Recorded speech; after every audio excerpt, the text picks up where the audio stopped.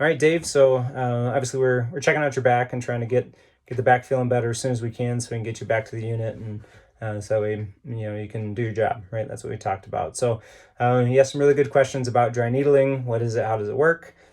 Before we kind of get into the meat and potatoes of that, we have to talk a little bit about some background information about the muscles, how they function, and trigger points, and kind of where that comes in. So our muscles are designed to they're a bunch of little contractile units that when they all shorten, they kind of work together to cause the muscle to shorten, and they're controlled by nerves. That when the light switch goes on the nerve, it tells the muscle, or those little contractile units, they're called sarcomeres, it tells them to fire, and they shorten, and it contracts the muscle, right?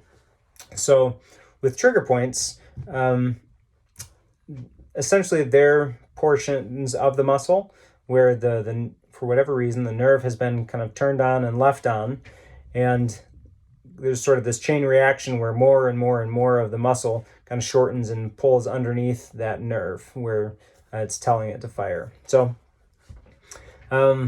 this causes kind of this shorter, thicker portion of the muscle that's sort of just staying tight, staying contracted. If we think of like, a knot in the upper trap or a tight spot right there in that muscle, that is that's a trigger point.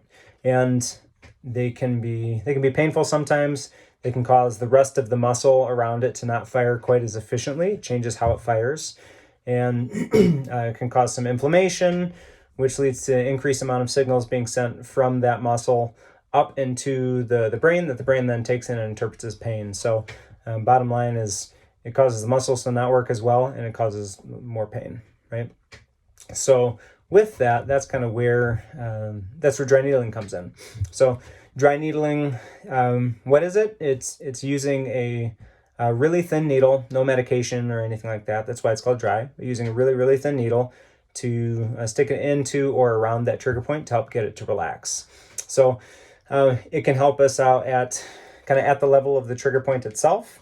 So kind of in the local tissue, it can help out in the spinal cord, doing some good stuff, and then also help out at the brain itself. So locally in the trigger point, when we stick that needle into or around that trigger point, it helps to decrease the basically it helps to turn the light switch off on that nerve muscle connection. So the nerve that's just firing, telling more and more of that muscle just to contract and stay contracted. It helps to turn the light switch off to let the muscle start the process of relaxing. It can also help to stretch out some of the connective tissues in the muscle, and this helps to reduce the amount of signals being sent up through our spinal cord up to our brain that our brain then interprets as pain. We can get some muscle twitches, and those twitches also help basically help the muscle to relax. It's kind of like hitting a little bit of a reset button. It can also help to restore normal blood flow to the area, which also helps the muscle relax. At the spinal cord level itself, it causes a release of some chemicals that helps to block the information that goes up to the brain that the brain then interprets as pain. And then at the brain itself, when we do some dry needling, it helps to access the medicine cabinet that's in the brain. So it releases some kind of pain control medication, essentially, and then also helps to release some hormones that help to reduce the amount of information that comes up to the brain that the brain then interprets as pain.